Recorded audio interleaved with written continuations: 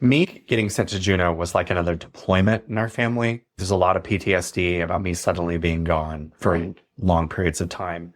Second year, they came, and Waylon and I went for a walk, and he said, Daddy's very unhappy. You're never home. Basically, just like, he feels like he just has to do everything by himself, always. Right. And I said, Waylon, what do you want me to do? Should I quit? And he was like, you can't do that to Alaska. I felt like they think I'm doing a good job and they want me to be here, but it is really hard. I think people always like talk about it as being hard, but it's different when you're in it.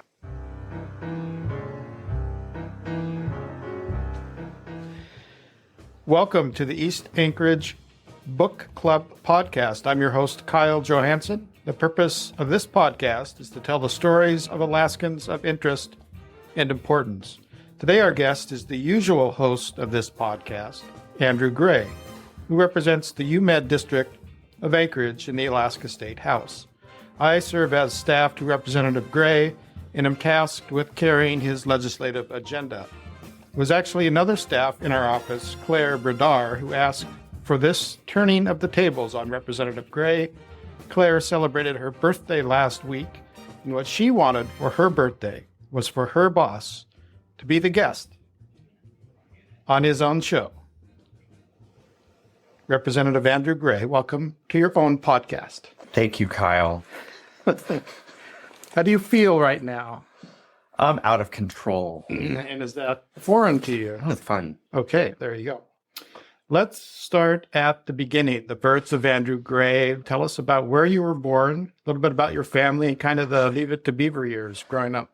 Okay, I'll start a little bit before that, and I'm actually going to give you a little context about this. I tried to tell this story. Jeff Lantfield interviewed me for his podcast, and I think the story of my birth made him so uncomfortable. He says that the recording cut out and that we had to start over, but I think he wanted to move on and he wanted to skip this part. But I'm going to do it now. My mom had a baby when she was 23 years old with a police officer who was married with 3 kids. And she was a nurse working in an emergency room. And she thought this guy was going to leave his wife and marry her. And he didn't. And the baby, I guess my sister, Sonia, she was staying with my maternal grandparents, and she got really sick with a really high fever. And my mom remembers the phone was ringing, and she went and picked it up, and her mom was on the phone. She was like, the baby's really sick. She has a really high fever. And my mom, who works in the emergency room, was like, oh my God, run a cool bath, give her some medicine. And if she's still running a high fever in the morning, I'm working in the ER, bring her in. So they brought her in the next morning, and my mom could tell when they were carrying her that she was really sick. Ultimately, she died. And she was in the hospital for a couple of days, and they couldn't get an IV started on her. She had meningitis. And there was a doctor who worked in the ER that my mom despised. It was an orthopedic surgeon who was super arrogant, very conceited. But they weren't able to get an IV started on this 2-year-old. And this orthopedic surgeon did get the IV started. And then when the funeral happened the next week, he was the only doctor from that emergency room who attended the funeral. Wow. And my mom, that really bothered her because she worked with all these doctors, all these people every single day. And she noticed that none of them came to her daughter's funeral. But that orthopedic surgeon did. The next year, he asked my mom to work in his office as his office nurse. And so she did. She left the ER and went to work in his office and started dating him. He was married with 3 kids. Yeah. But this time he did leave his wife and he married my mom. I mean, those are my parents. Those are your parents. Yeah. So your dad went out of his way to show up. Nobody else did. Yeah, I guess I say that because this is what I tried to explain to Jeff. He's like, why are you telling this story? I was like, because it is part of my childhood, because my dad continued to have a relationship with his kids from his first marriage. They told the story that my mother was the homewrecker who had destroyed their lives. So did And- you interact with? Yeah, all the time. And my sister, who's the youngest from that marriage, she rebelled against her mother by embracing my mother. Right, okay. She loves the cool, young, pretty stepmom. So there was a lot of drama. Mixed family dynamic. My sister had a baby when she was in her mid-20s. And then my sister went to medical school, but she divorced her husband and then went to medical school and basically left her daughter with us. So her daughter grew up in the house with me as like a younger sibling. So they were intertwined, but it doesn't stop the fact that there's been many things said decades later. But So going day to day, you're growing up, you're going to elementary school. Who's in your household that you live with? You have I had a younger brother, so my parents, and what's interesting is that I feel like he was never the quote reason, because my mom was pregnant before my parents got married and there was all of that. I guess I should also say my dad's first wife was a pediatrician. She and my dad were the founders of the hospital where my mom had been working. So it was like they were very well known in the community. This was a very big scandal in this suburb of Houston where this happened. Okay. And yeah, I grew up mainly with just a nuclear family of 4, my mom and my dad and my younger brother. My dad was 50 when he had me, 52 when he had my brother. My mom is 20 years younger. And my dad was an orthopedic surgeon who did really well in that particular little section of Texas. He had 18 acres in the front yard, 2 acres in the backyard, 4,000 square foot house. We grew up with a lot of material things. And then, of course, my niece moved in. She's 10 years younger than me. She moved in when she was born. So what are the suburbs of Houston like? I've heard rumors of pet pigs and donkeys. And Yeah. So 10 acres, it's got to be ruralish. Right. ranchy So kind it's, of a yeah. place. So there were subdivisions and there was like normal neighborhoods. We obviously weren't. We were on a dirt road for a long time. And then it got paved, I think, when I was in high school. But people rented our front yard for their horses for a while. And then I don't remember how somebody gave us donkeys. Somebody gave us donkeys and we had donkeys in the front yard. And then we had a housekeeper who had given us a baby pig as a Christmas gift. That was Miss Piggy. Usually, if you're going to butcher a pig, it's someone they're young. And that moment came and passed. And we kept the pig until she died. That's actually a very tragic story. So she weighed probably 1,100, 1,200 pounds. And pigs are super smart. So we would put hay out there and she would clean out her house. She had a house and she would clean it out. She would change the straw out a couple of times a year. She also had a water fountain that she could drink from, but she could also use it to create a mud pit. So she controlled how muddy she wanted it in the yard. And she messed up and she made it too muddy and she couldn't get up and we couldn't get her out and we had to shoot her. It's a terrible story. I wasn't there. It happened while I was at school. But I think they had to hire somebody with a bulldozer to bury her. Large pigs get big. Okay. Yeah. So it sounds like a pretty nice childhood out in the rural. Yeah. No, it was a great childhood. It was suburban. So James Kaufman is from the same small town. I'm from Friendswood. I moved to Friendswood when I was 4 years old and graduated from high school there. So that's really my hometown. It's like a small Quaker town, about 10,000 people when I was there. James Kaufman is from there as well.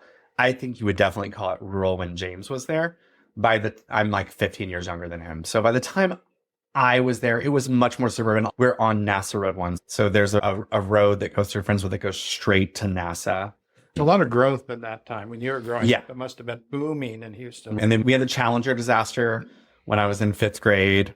Obviously remember that because we knew those people. So Allison Onizuka, one of the astronauts who was killed, lived directly across the street from my grandparents. Wow. I remember being at my grandparents that weekend and watching people carry food into the house, like from funerals. So it's a national tragedy to be that close to it in Houston. It's hard We to had think children about. of astronauts in my classes with me. And I think James's sister sewed the spacesuits. Wow.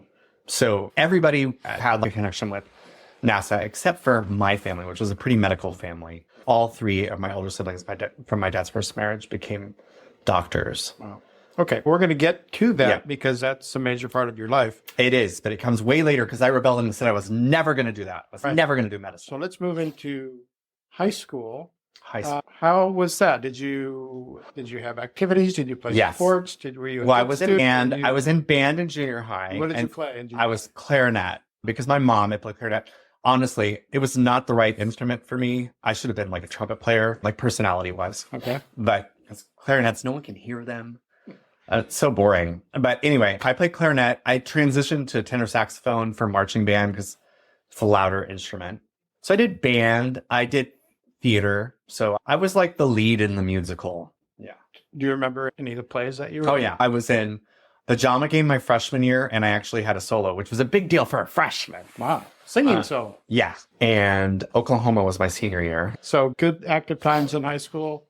Were you a good student? Were you engaged? Were you bored?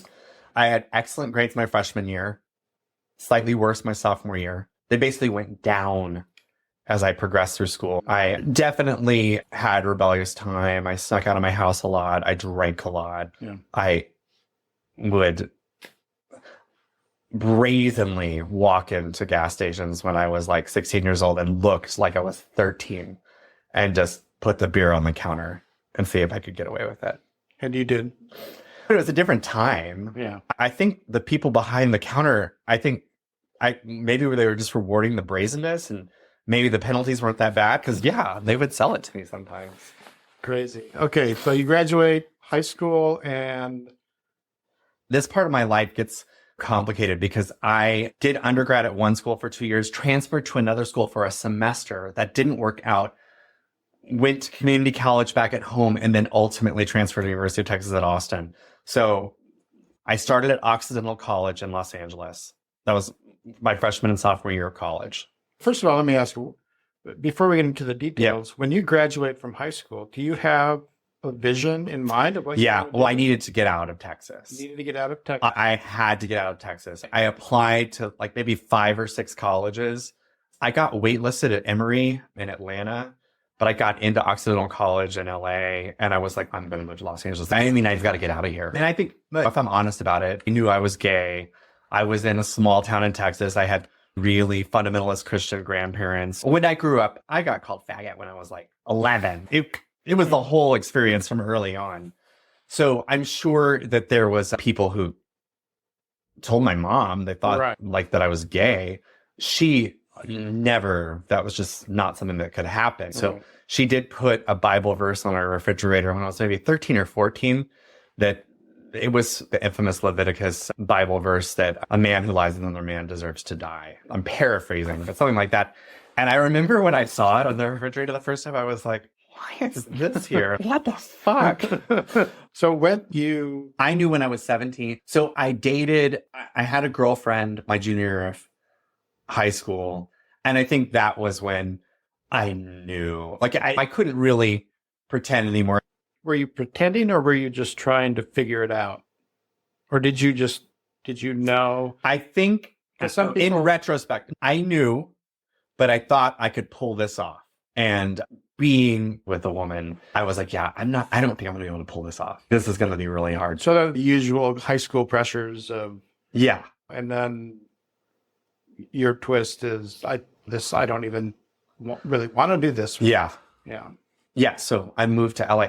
It was funny because I didn't feel like I could be openly gay in small town Texas. Yeah. And so I arrived in Los Angeles, like first day of college. I was joining the Gay Student Alliance. And how did you feel? Did you really? It must have been a powerful feeling to be removed from. I just made it sound like that. Like at that moment, I was able to be free. No, my senior year of high school, I started driving into Houston. There's an area called Montrose, which is where like the gay area. That's something that you just learn through the zeitgeist. Like we didn't have Google back then. Right. So I literally remember driving into downtown Houston on a Tuesday night, driving just like not knowing, just knowing like, hey, I think this is the gay neighborhood, but I don't know what I'm doing. And I could tell there were some bars, and I parked my car, and I don't know, like this lady walked by and she was like, can I help you, honey? I was like, I don't know. Is that a bar? And she was like, yeah. And it's 18 and up on Wednesday nights. So how old do you know? I was 18. I was a senior in high school. Okay. And and you have to understand, it was like a 35-mile drive, which, in Alaska is not that big of a deal, but I felt like I'd driven a long way all by myself. Needless to say, I went back on Wednesday. And you know what's so funny is that I went back on that Wednesday night and I went to the bar at 9:00. Bars don't get going till like after 11. Like, I went at 9:00 and there's like 2 people there and just loud music and lights everywhere. And I remember I was like, oh my God, what am I doing? But anyway, there were 2 people there and I met them and I'm still friends with one of them. Wow. That's neat. So anyway, went to Los Angeles. I actually had a music scholarship. Okay. Because I thought that I was going to be a classical singer. So your mind is on music right now, not on medical? Never on medical. I was never going to do that because I was like rebelling against my family. Like, so stupid. And I'm going to do whatever I want. And so I had been like the lead in the High School Musical and I thought I was a good singer. Anyway, I got a scholarship to college as a singer. Wow. After my sophomore year, though, I had a friend who was getting her master's degree at New England Conservatory of Music in Boston. And so I transferred to New England Conservatory of Music in Boston. Almost immediately, I had second thoughts that, what was I going to do if I got a degree in music? And I decided, and A, I wasn't good enough, or B, I just decided that this wasn't what I wanted to do. I didn't know what I would be able to do with that degree. And so I told my parents that, and they immediately, if you don't know what you're going to do, we are spending way too much money and you need to transfer to a state school. And that actually is some foreshadowing. So I grew up with, like I said, a really privileged childhood with a dad who made a lot of money, but he saved none of it. And he made terrible investments. And my parents ran out of money. And my brother and I support my mother today. And she doesn't have any savings. My dad died in 2018 and he left her no money. And did this happen while you were in school or later in life? They wanted to keep this from me while I was in college. Okay. Both of us. They were like going to somehow figure it out and send us to college. And we weren't going to have to know about their money trouble. But they ran out of money. They had to sell their house, downsize astronomically. My dad worked until he was 88. Because he had to. He was doing like consulting for basically malpractice lawsuits. He would be like an expert witness. Has that shaped a lot of how you look at things, or was it a big? Well, I would say I'm just draconian with my family's finances. Right. I never carry a credit card balance. We live under our means. We live in half of a duplex. So it does impact you to this day. It will always impact me. I will never like that. It's just so unbelievable because of the lifestyle that they led. Like they drove Lexuses and lived in this huge mansion down a long driveway and took these big vacations and cruises. And then they had no money. And my mom lives in a really small condo now. It's an unusual circumstance that you would think that woman would be the person who would end up depending on her kids. So you're doing music. How do you move away from that and get off that track? So University of Texas at Austin, they actually had some Metropolitan opera singers teaching there. So I was in the studio with a former Metropolitan opera tenor, and he and I had a big argument, and I dropped out of the studio. Like, I was just like, F this guy. And so I was an English major. That was my other major. And I just focused on that. And I ended up graduating with an English major and a music major minus like a semester of voice lessons because I had that argument. That's all I was missing. In effect. Like, I had done all the music theory classes, all the music history classes. I'd done my recitals. I'd done everything. Do you still play any instrument or sing to this day? Yeah, I sing with the Alaska Chamber Singers. Prior to running for office, I sang in the Anchorage Opera Chorus. So I graduated from college and I drove to Anchorage. I graduated like on May 23rd and I left for Anchorage in June from Texas. But why? I read Into the Wild about Christopher McCandless. Really? Yeah. And you wanted to... I was called to that life. I don't know. I wanted to go someplace far away. I wanted an adventure. I didn't really know how to live outside the country yet. So Alaska felt like another country, but not. So I could just move there. Yeah. Packed up my dad's old Ford Probe, the perfect Alaskan vehicle. Yes. And My mom had a Ford Probe. it's so impractical. Incredibly. Pop-up headlights. But you know what? It made it. I made it all. So I drove to Anchorage, and I told this story a million times, but I showed up like on a Wednesday night in July.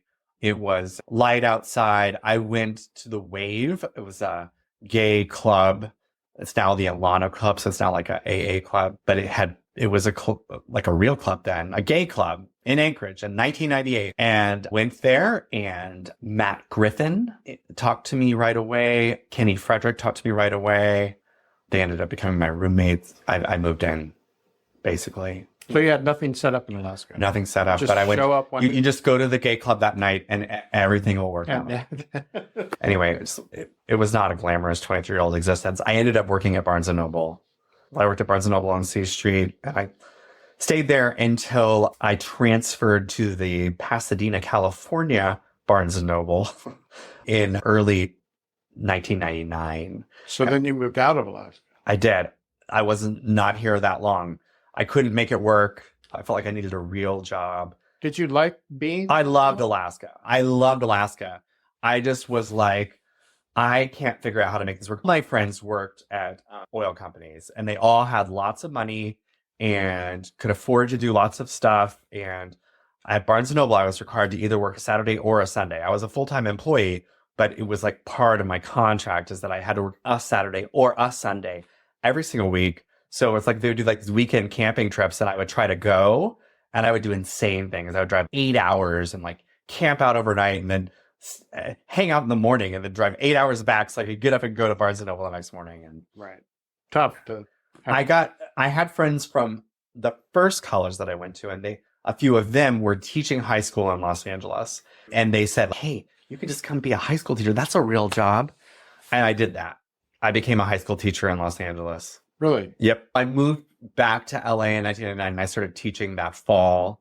And I taught freshman and sophomore English at Franklin High School in Highland Park for 2 years. Wow.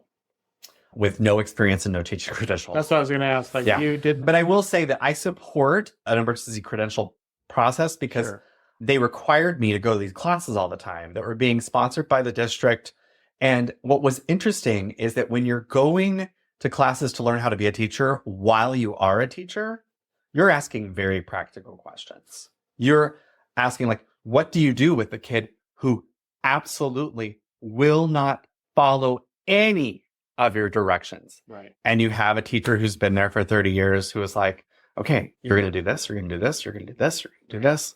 And I would write it all down, and I would do it the next day. But classroom management. Classroom management was like front and center, like that. So I ask you this because I do have a degree in elementary education, and the joke is you apply that to this building, and it's very useful. It is very useful. Do you find some of the things when you're managing groups of people? When I think about working in this building, I'm not an authority figure. So getting along with people in the building, I feel like I am one of the students, not one of the teachers.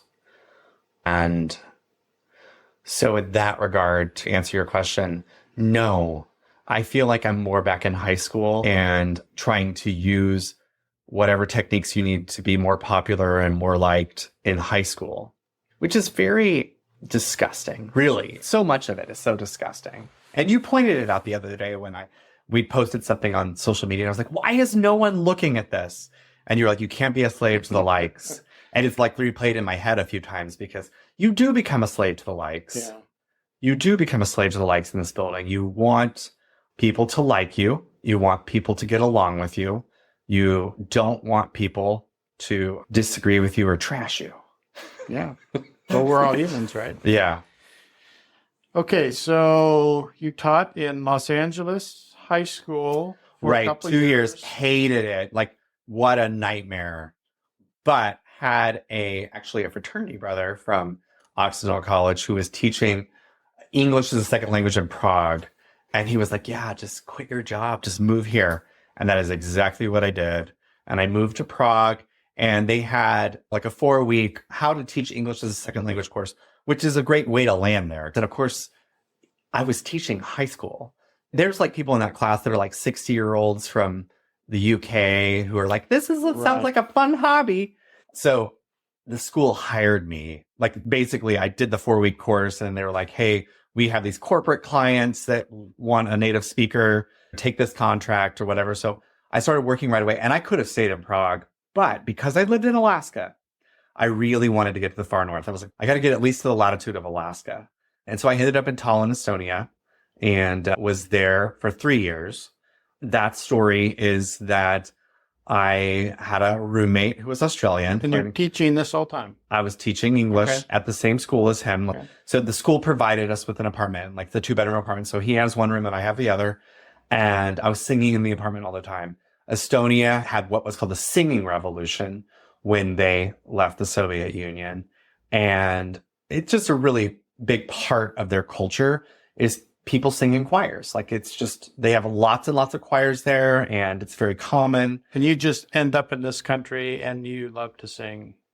Yeah, I didn't really know the history of Estonia. I applied for jobs in Latvia, Estonia, and Russia. Sure. Anyway, I ended up accidentally auditioning for a full-time professional choir in Estonia. And that's when like my music studying actually came back to help me. And I got that job, and it paid about the same as the school. So I quit the job at the school, and I worked full-time with the Estonian National Men's Choir. I was not allowed to speak English. And the choir was told by the conductor that they were not supposed to speak English with me. Is this a crash course then? Oh my God. No, and Estonian is a really challenging language. It's a Finno-Ugric language, so it's not an Indo-European language. Do you have any background in the basics of it? No. You're there by yourself? Yeah. Now you're learning a new language. But I was still really good friends with the Australian roommate, and I had other friends from that school that I worked with who obviously were fluent in English. Some of them were native speakers. So in other words, like, I had my own little life from the school, even though I wasn't working at the school. And that Australian, he was fluent in Estonian. And so I had somebody who could help me.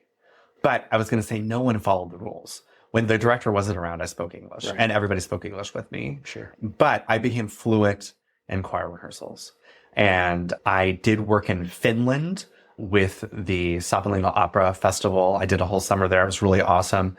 As an Estonian, I was basically using my Estonian green card because they had a special arrangement with Estonian singers to sing in that festival. And so it was kind of like a double degree of separation. I was there as an Estonian in a country that was doing everything in Finnish. Technically, I'm fluent in Finnish choir rehearsals as well. Okay, so before we go any further, is there a particular kind of singing that you do? Yeah, I was a classical singer. I thought that I would be an opera singer. I had that big fight with that voice teacher in Texas and ended it. But if I'm honest, I had some vocal troubles, and there's two ways of looking at it. Either I didn't find the right teacher to help me out of that, or maybe I just didn't have the chops. Maybe there's no fixing those vocal problems. There's structural, I just physical? I don't want to get too technical, but I had issues in my passaggio. Like, I had these breaks in my voice that I couldn't really figure out a way around. I couldn't figure out how to make it work, but I was a high tenor voice, which is rare in Estonia. Okay. And they didn't give a crap about these problems with the break. They just needed these really high notes to be sung for 90 concerts a year. So interesting. Okay, so you're in Estonia. You lived there for 3 years, tried to make it as a singer in America. I auditioned for Portland Opera. I auditioned for San Francisco Opera. So you moved back to the States? No, I was still living in Estonia. I came home for an extended Christmas break. Okay.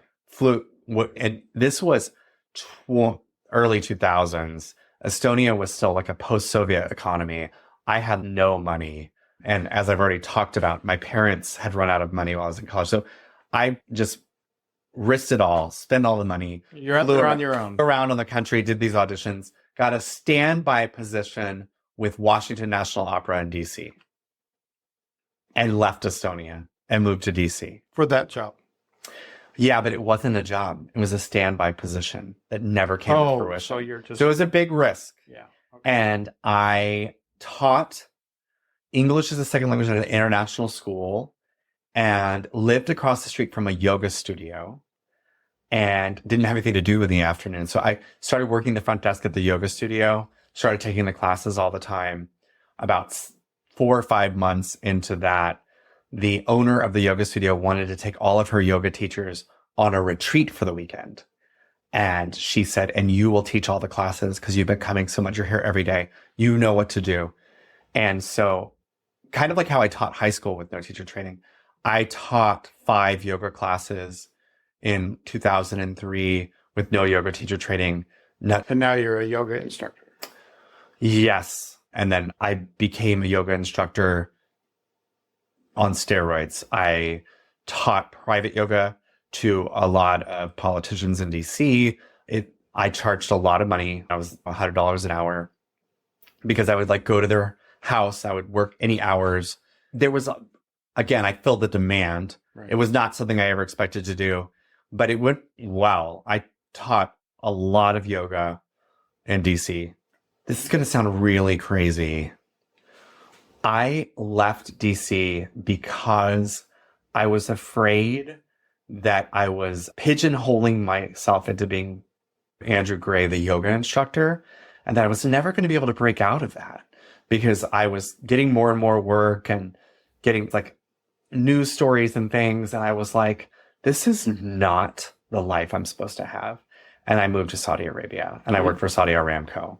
And the reason why, it sounded like something crazy to do, and it was crazy to do, and it was a mistake, but it ended Andrew Gray, the yoga teacher. I killed that person. You moved to Saudi for a yoga job? No, I taught English to Saudi oil field workers, and I was stationed in Ras Tanura, which is Rahima, which is probably like about a 45-minute drive out of Al Khobar, which is right across, like there's a bridge that goes to Bahrain. So that was an interesting, weird life experience. It was basically using my resume from having been a high school teacher and a English teacher. It's like $7,000 a month, which seemed like good money. They paid for everything. And it would just like basically be put into an American bank account while I like lived for free in Saudi. Right. It seemed like a no-brainer. It'd be really fun to do, except for the fact that I got stationed in the middle of nowhere, surrounded by evangelical Muslim coworkers who I would think that they were interested in like taking me to dinner because they wanted to be my friend, but they just wanted to introduce me to a book called the Quran. I was 31 or something like that. I taught the 18-year-old Saudi oil workers. And it's kind of like this, it's like subsidized work from the government. You got all these 18-year-olds graduating from high school. And so they'll go work for the oil company, but they actually don't need all of them to work there. So their job for their first year is just to study English 8 hours a day. And they need instructors. And they need instructors, and you're not allowed to talk about religion, and you're not allowed to talk about sex, and you're not allowed to talk about politics. And guess what 18-year-old Saudi boys want to talk about? All of those things. All of those things. In fact, I was teaching when Nancy Pelosi became Speaker of the House the first time.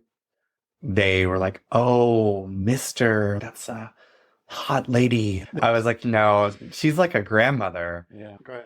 Oh, so I fled the Kingdom of Saudi Arabia was my dramatic way of putting it. I had a year-long contract. They keep your passports in Saudi, foreigners. The employer keeps the passport. But a few months before I arrived, there had been a terrible terrorist attack in Al Khobar where they killed 16 or 17 Americans by dragging them behind vehicles. And Saudi's solution to keep Americans coming to work there was Americans were allowed to keep their own passport. You use that. I got driven across the border to Bahrain and I flew out. I called in sick when I was changing planes in Abu Dhabi. And by the time I landed in New York City, they knew I was gone. It's just a vibe. Pushing the Quran is one thing, but They don't have movie theaters. They don't really have radio stations. So you turn the radio on, they're reading from the Quran. They don't like music because music will take your mind off of Allah. You want to just be focused on Allah at all times. I just want to say for the record that I had friends there.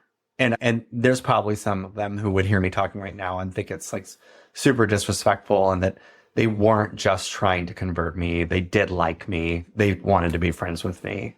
But, you know, it's against the law, punishable by the death penalty to be gay in Saudi. So there's that. Tough on you, right? Yeah. So you come back to... I moved to New York. I landed in New York City. I went Wednesday with a college friend and tried to bring it all together. I taught yoga and I worked as a singer. I'm going to say something that's true. And people who live in New York will know this is true. There are more singing jobs in New York than there are good singers. And what I mean by that is, are there people who want to make it in New York who can't? Absolutely. But there is a lot of singing work in New York. So you can get a shot. Yeah. Oh, yeah. No, I could make a living. I have friends who are making a living. They are totally making a living. And they're not singing at the Metropolitan Opera. There's tons of other work to do. And so I worked a lot. I would sing at night and I was a supernumerary and Aida at the Met. That wasn't like really for money. That was just because I wanted to be at the Met. My dad came to visit me and saw me on stage at the Met and Aida. How did that make you feel? Have your dad come in a place like that where you're... I think what I always wanted from both of my parents is for them to say, "Oh my God, you're amazing." I never really. I mean, I think he thought it was interesting. If that never happened, like that night, did you think like maybe this is it? And no, because I was a supernumerary. I didn't even get to sing. I had to walk shirtless. So here's the thing. I taught yoga a lot of gyms in New York. And so I worked out all the time. So I was like shirtless muscle guy walking across the stage. But other times that he saw you perform, like... You know what, Kyle? This is actually something that's true my entire life. When I was in Estonia singing 90 concerts a year, traveling all over Eastern Europe, you know what I thought in the moment?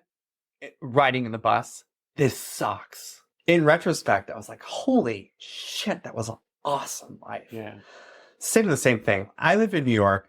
I would have to be at Aida at this time and carry the blocks across the stage. And then the next morning I'm teaching at 7 a.m. on the Upper East Side and at a luxury gym and teaching like famous people. Right. But at the time I was like, oh my God, this is an unsustainable life and I hate it. And I went back to school and became a physician assistant. So, it's a good transition. And that was... I started PA school when I was 35. When I was 33, I remember 7 a.m. I was waiting to teach a 7 a.m. yoga class on the Upper East Side. And I was reading a magazine and it was an article about a new class of medications. And I thought, you know what? I'm actually really interested in this. I could do something in the sciences. And I thought I'd go to medical school. I was like, okay, my family, you win. I'm done with this. Was it that easy? No, it was really hard. And I ended up not going to medical school because I had a friend from high school who told me what a PA was. I didn't know. And she was like, you can be doing that job in 2.5 years. And I was like, okay, I'll do that. Because I had to go back to college and do all my science prereqs and do calculus and do, the things that I was not using as a yoga teacher and a singer in New York. But I did it. And I think there's something about being an older student. I certainly wasn't going to frat parties. I was more buckled down. So I did my prereqs. I worked as a yoga teacher all the time. So I was supporting myself. Yeah. So I was supporting myself, being a yoga teacher in Austin. And so you're back in Texas. Yeah. PA school. Okay. You know what? So this is a funny story. The reason why I went back to Austin and did my prereqs at the University of Texas is I didn't have to apply. If you graduated from UT, you're always considered a student at UT.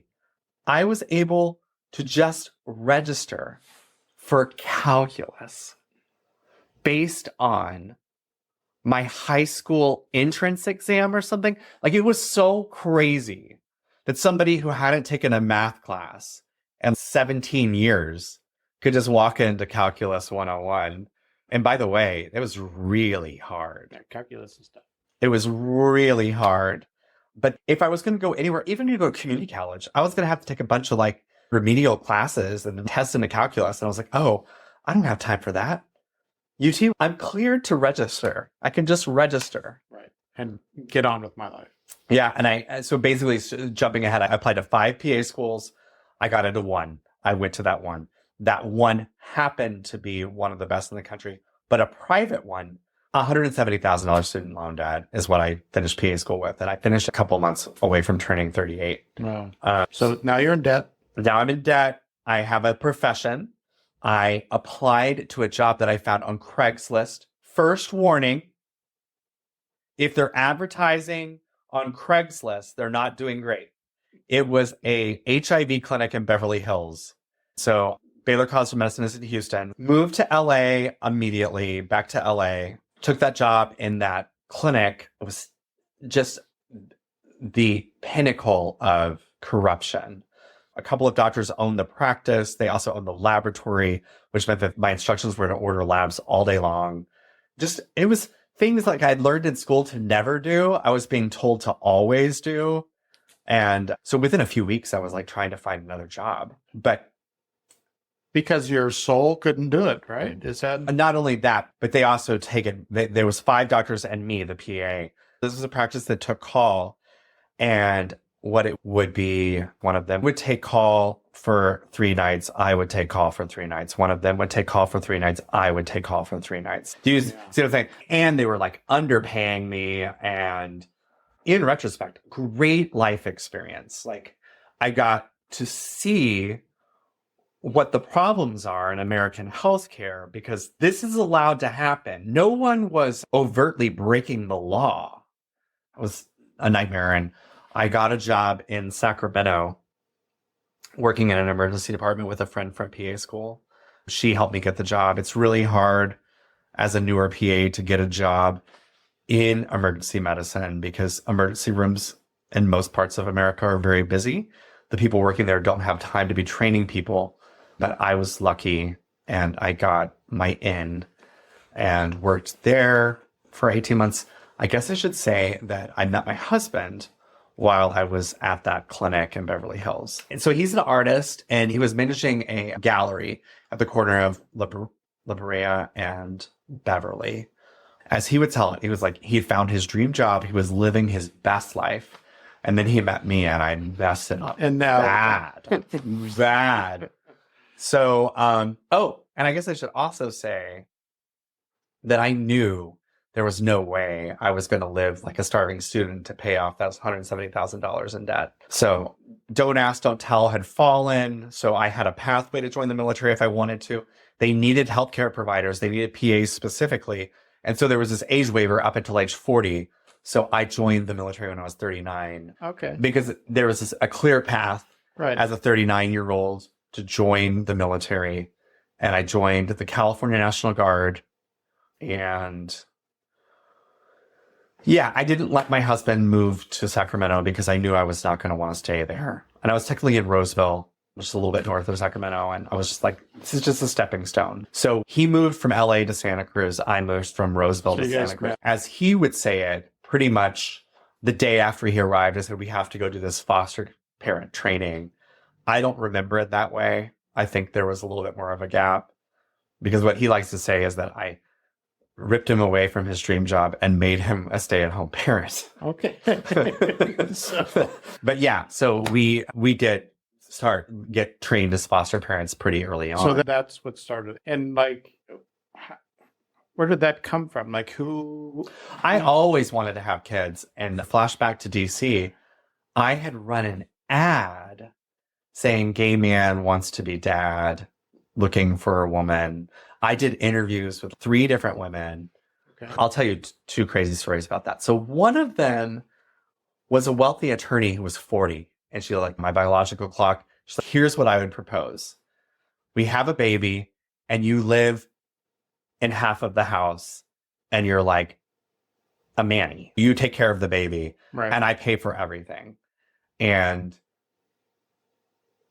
when I look back at that, I was like, why didn't I just say yes to that? Like that's like a dream. That was like such a great offer. But in my mind, I was like, I'm not really a manny. That's not what I'm like seeing as my next chapter in life. But then there was this other one who was just crazy. She already had a kid, but she lost custody completely because she had kidnapped the kid and left the country for 4 years. Wow. Sounds like an interesting person. So that's just to lay the groundwork that I always wanted to have kids. Okay. When I was at PA school, had a friend from college who was living in Houston, and we tried to do it. We did like artificial insemination. Maybe 6 times. Really? She never got pregnant. Did Jay want kids, or did you? What he would say is that being a dad is the greatest thing that's ever happened to him. He never allowed himself to think about it because he never felt that he had the financial stability to think about it. Sure. And because it wasn't something that was going to accidentally happen, it wasn't going to happen. Yeah. You have to make those choices to get there. Yeah. So you two meet, and you're in California. Yep. And living your lives. Yep. And now, what comes next? So I'm doing the military thing. I was going to be deployed to Ukraine, actually, which I've never really thought about this. I've never said this part of my story out loud since that Ukraine war started 3 years ago. I was set to be deployed to Ukraine in 2015, but it's like a peacekeeping mission. It's like a training mission. It was not a combat mission. And so that's the military causing us to make certain decisions about our legal status. We did get married so that he would qualify for military benefits. Okay. Yeah. Logical choice. When you first met Jay, was it fireworks? Was it take a while for you guys? Did you know that there was chemistry? How did that all work out? It's so funny because we talk about putting things in and taking things out. If this is just for Claire, who cares? This is not something that I would want to share with my husband. I had been in several relationships before, several long-term relationships before. And in general, they were with very attractive guys who weren't that into me. Like, I want the thing that I can't have. And Jay really wanted me, which meant that I wasn't that into it. And we had been seeing each other for about 6 weeks when he invited me over for dinner at his house. And he told me that he really liked me. He said, I really want to be in a long-term relationship.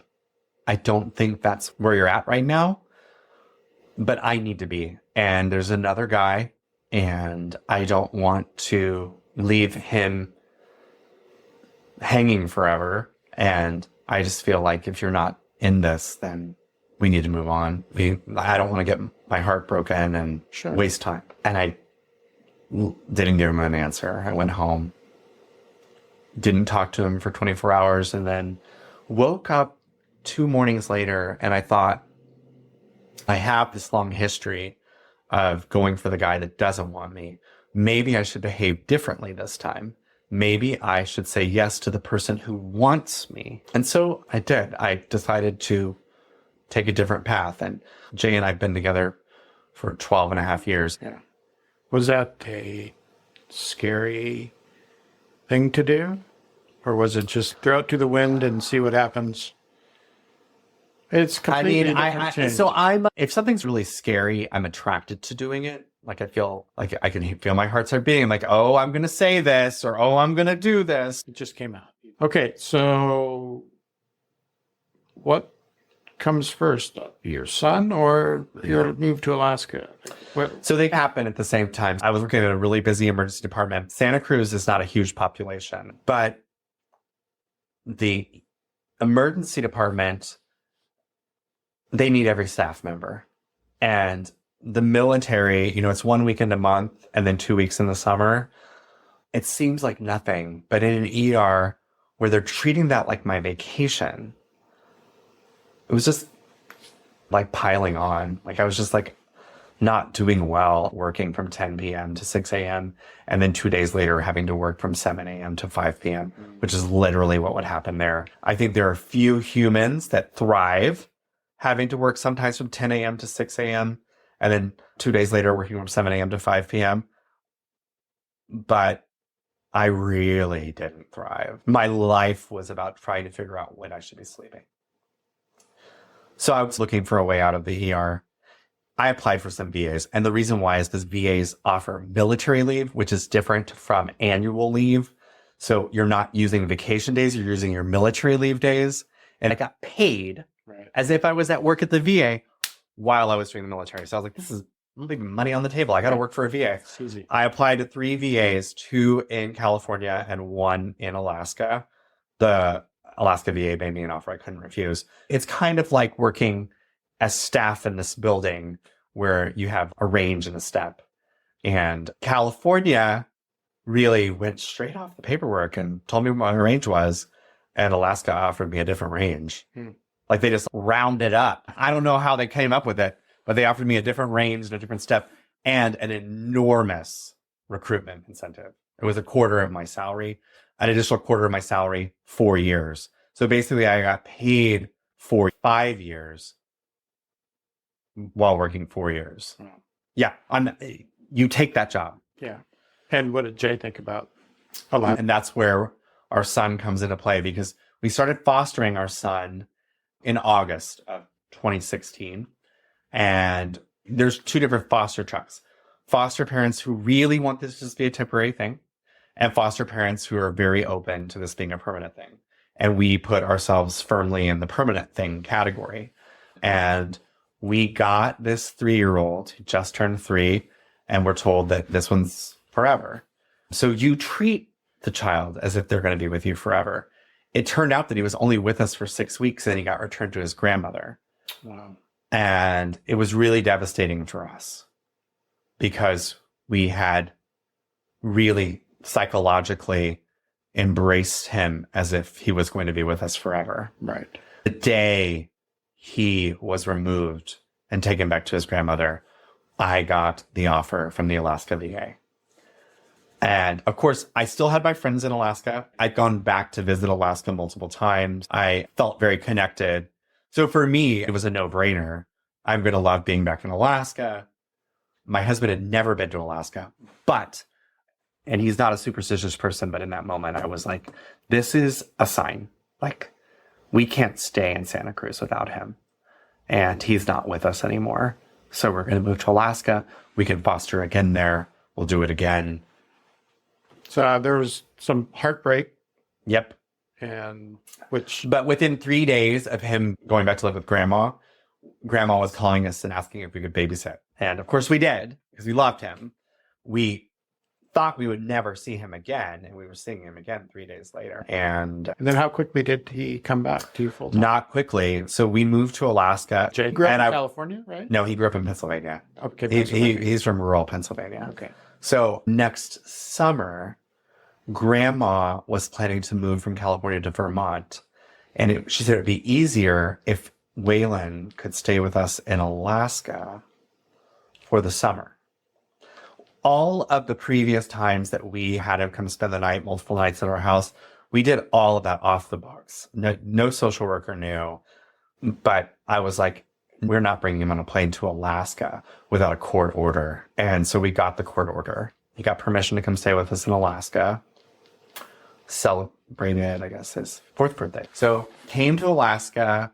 And then when we took him back to California to hand him back to grandma, the social worker did a freeze where she told us not to release him, that they weren't sure that Vermont was going to accept him.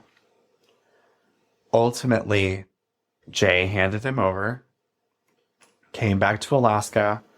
About 3 months passed, and then I got the call at work in December with the Alaska VA from the social worker saying, hey, Vermont is refusing to keep this case. we're sending someone to fly out to pick him up in Vermont and bring him back to California. Do you guys want him? And of course the answer was yes. So I ran down the hall to my supervisor, hey, I have to fly to California now. We have to leave. And to Alaska VA's credit, they're whatever you got to do. Time off. We'll reschedule your patients. Go. Wow. Flew down and got him, and he's been with us ever since. Wow. So obviously happy, but did you, because he'd come and gone a couple times, did you guys feel like this was it? He's ours? No, there was a lot of uncertainty. It was about another year before we officially adopted him. So until he was adopted, we had warnings at the school about he cannot be picked up by anybody else, even though we were in Alaska. And that definitely made us feel a little safer. We still had some paranoia. And then when you signed those papers, how was that day? That was an interesting day. It's very emotional. I'll tell you what happened. Waylon's with me and Jay, and the judge said, Waylon, you're very lucky. These people love you very much. And he was 5. And he said, not as much as I love them, into the microphone. It's amazing. And we did is we went and immediately from that, and we had coffee with his birth grandfather. And that night we had dinner with his birth grandma and one of her other kids. And my mom was there. And it was really important for us to show Waylon that he is gaining family. He's not losing any family. And they're still part of his life. They're still part of his life. That's a great story. So now you're a family in Anchorage. 3 of you are battling every day as everybody does. So how on earth do you end up in Juneau? God. How do you get into politics? How does So I deployed. So part of my husband's horror story of not really seeing himself as being a parent and then ending up in Alaska is that I deployed to Kosovo in 2019. My dad died at the end of 2018. We adopted Waylon at the beginning of 2019. We bought our first house in May of 2019, and I deployed for 10 and a half months, 2 weeks after we bought our house. It was a lot. Busy year. It was a lot. And then I was gone for a year and left Jay in a city that he really didn't know very well with a 5-year-old. So that was a tough year. Really tough. I know I'm supposed to get to politics, but I got back. When I got back from Kosovo, it was the beginning of COVID.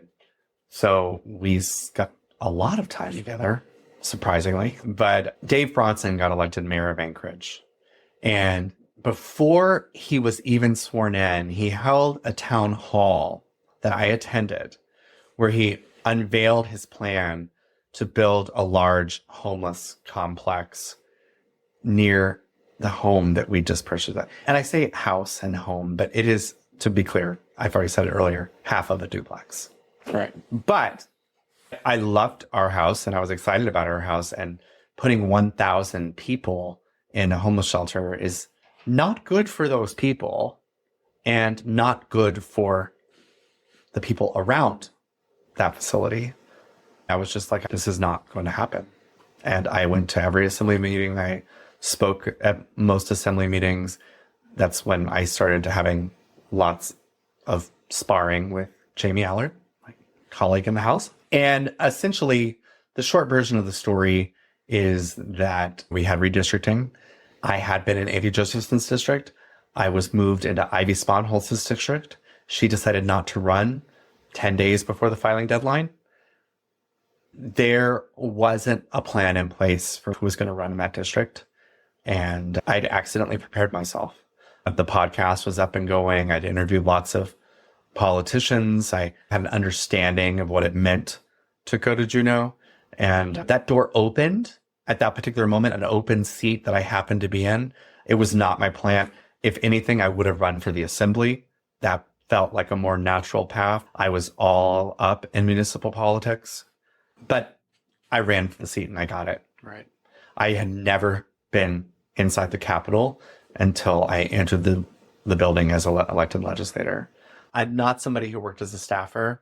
It was all new, but luckily for me, there were 17 freshmen my first year. So half the House was in the exact same position as me. And that made it a lot easier. So now back home, you guys have, in a short number of years, had a lot happen to you. And now you talk to Jay and say, I want to run for State House and go to Juneau. And Waylon's getting older. So I think I should talk for a moment about the advocacy that we were doing in Anchorage. And I say we because it was a group of East Side folks, Yarrow Silvers. She and I had met during this period of showing up at every assembly meeting and speaking. Anna Brawley, who is now on the assembly, she was part a little group of 3 that spoke all the time and about what needed to be happening in Anchorage. But during the COVID debates that made national news, there was one night, the night where Amy Dombowski told the fire station, which runs the feed for the closed circuit television, that she wanted to turn off the feed, and they asked security and police to leave. And I had gone every night, but I didn't go that night. But I got a text from somebody that I'd encouraged to go, saying that they were going to, they asked the police to leave. The crowd was out of control. And I said, I have to go. And I drove, and I will never forget walking in there because it was like just like a surreal experience. Like there's such a crazy energy in the room. It was dangerous. It was so like it was a very dangerous moment because I think they wanted something terrible to happen. They were just going to push it right over the edge. And that really bothered Jay. So we had our own issues of me being involved in politics. So it bothered him as... He didn't want me to go. He was just worried about you. Yeah, about my own safety. Like, why? Like, when you get calls like that's why you don't go. And I was like, yeah, but I asked those people to show up. I was like, I asked them to go. So I was so tired because, you were working and you were going to these assembly meetings that were going to midnight every night. But I went, and I think on the one hand, like, it really stressed him out.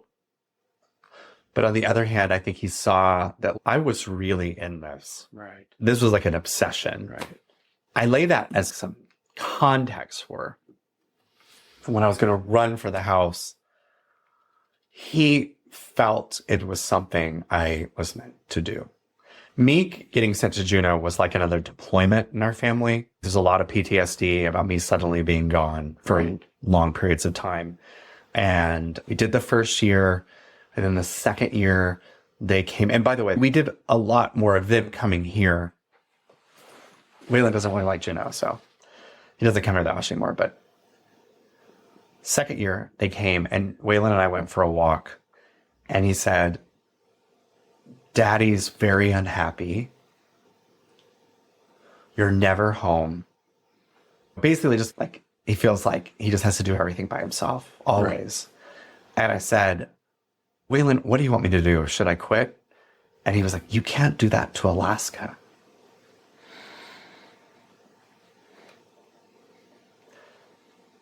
So I felt supported by them. Yeah. I felt like they think I'm doing a good job and they want me to be here, but it is really hard. I think people always talk about it as being hard, but it's different when you're in it. I felt horribly guilty about being in the Capitol on a Saturday. I go to Anchorage every weekend. Yeah. I didn't purchase this ticket, and then if you're buying a ticket at the last minute, it's so incredibly expensive. And Waylon had play dates today and skiing tomorrow, and so it's like I wasn't really going to see him that much. But I do feel terribly guilty if I don't go home. Right. This is the longest ass podcast That's ever. okay. We're almost done. Okay. Aside, get out of your family a little bit, and you've been here for a couple of years now. You're a proud member of the Crying Caucus, as they call it. Yeah, I'm crying right now. And it seems like from the outside, a lot of what you do is driven by passion for things that you maybe can't even control. Like, what motivates you in this building? I don't want to say this in any way to be critical of other legislators who do things differently, but this job is hard. If I'm going to work this hard at something, it better be about issues that really matter. What are the biggest problems, and what are ways that we can try to work on that big problem? Like housing, like we're carrying House Bill 13. It's because I've racked my brain to try to figure out a way that the legislature can help people find affordable housing. I want to make sure that the energy that I am expending is going to matter, is going to do something that tangibly benefits people. Do you feel like this job has allowed you to understand where people are coming from more than you have in the past? Because you have to. Sometimes less. If you tell me that something is absolutely not a problem in Alaska, why the fuck are we working for 3 years on a fucking bill that is not a problem in Alaska, that's having countless hearings with subject matter experts calling in? Who cares? Actually, I understand some legislators a lot less working in this building. Interesting. We have 2 more questions. One is, I'm saving the most requested question for last, but the penultimate question is, after 2 years in this building, never stepping in here before and knowing politics and everything, what surprisingly positive things do you take away from 2 years? I think when you come in as uninformed and uneducated about this building, it's impossible to say what's the most surprising thing, because all of it's a surprise. Everything's a surprise. I think as somebody who lived in Anchorage, who never thought about the legislature, never read an article about the legislature, like literally, I would look at the ADN every day, and I guarantee you, I never clicked on anything having to do with House floor, Senate floor, even the governor. I only read about the mayor and the assembly. It's shocking how it feels like the legislature is the most important entity in the universe, and that everyone should be watching every move we make. So it's important for me to remind myself that 99.99% of people don't care. And I guess this is not answering your question at all, but I'm going to say it. I can see a through line from that 99.99% of people are not watching and don't care. And the fact that I represent a lower income district, and I don't have the voter turnout of the higher income districts, which means that I represent more people who don't vote at all than do vote. And I think it's my job to do what's best for those people who don't vote, whether they ever know it or not. And I say it out loud because I want to make it true. I want to always do that because I am very turned off by folks who are constantly thinking about getting their next vote. You do what's right. And I feel like you should be willing to do what's right, even if it means you lose your next election. I know that's easier said than done. Yeah. Okay, the final question, the most requested question from staff, from all 4 of us, is looking back on your history of, you're in Texas, you're in Europe, you're in California, you're in Austin, that you will do many other things in life, that you're not going to be a legislator for the rest of your life. What do you see for your future? I have a fantasy. Family, your job, your career, anything. What? I fantasize about getting a master's in library science and becoming a librarian for a random library in the middle of nowhere, Alaska. That's my fantasy. I do not think that's what my family shares. So that might be a solo journey. But I think about that. If I think about what's really going to happen, what's really going to happen is probably that I'll serve here as long as this gig runs. And then I need to go back to the VA because I have a retirement that I haven't. Okay.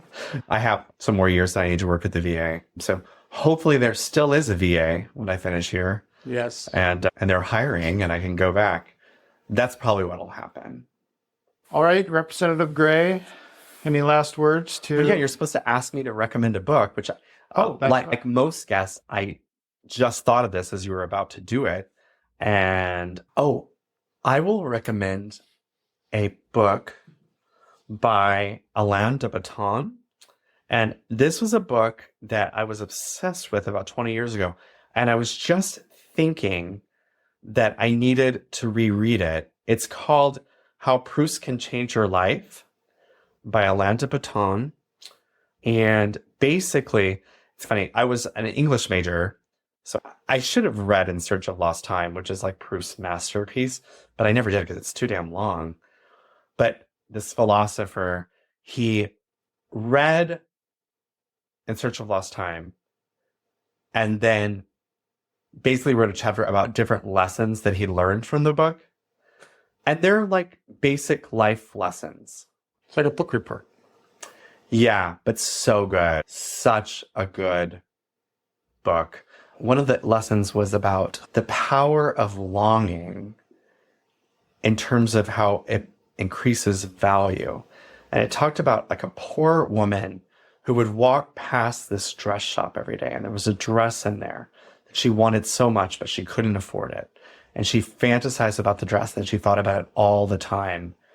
And they contrasted it with this rich woman who went in and bought it on the spur of the moment and had really no feeling about the dress. Whatever, it was fine. Right. Yeah, it's a dress. But there was it didn't carry the emotional weight of that woman who was looking at it from the street every day.